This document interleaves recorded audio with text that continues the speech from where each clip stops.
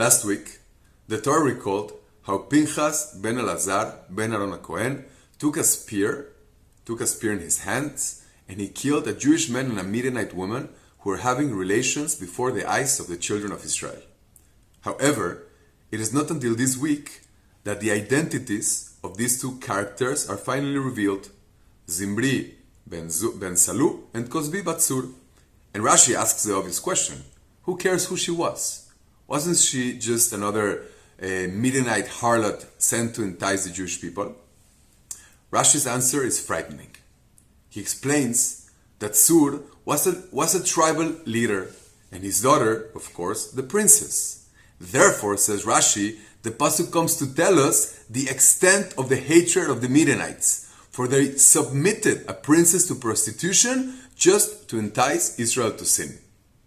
But once again, why is that an important lesson at all? Allow me to illustrate. The Torah tells us that when Bilam was called to Moab, he was so eager to curse the Jewish people that he arose early in the morning and he saddled his donkey himself.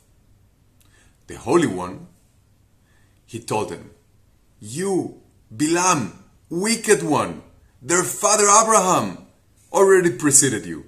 As it's written concerning the Akedah, that he arose early in the morning and he saddled also his donkey, which means that Bilam's zeal was a real threat to Israel. And it was only Avram's fervor that was able to somehow neutralize the power of Bilam. Now, let's go back to our parsha. The Midianites hated so much the Jews that they were willing to send their own princess as a prostitute. Le'avdil elef avdalot, we need to understand that we must also be willing to make similar sacrifices, but do it for Kedusha. Let me tell you a story.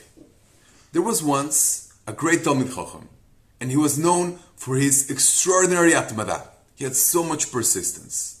And once he told his students how did he obtain such a trait. In his building, there was a young man who worked in a bar. He would come back home every night, very late.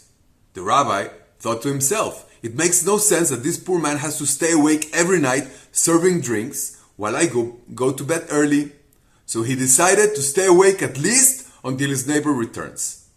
However, he had a second neighbor, an old man who delivered newspapers for a living.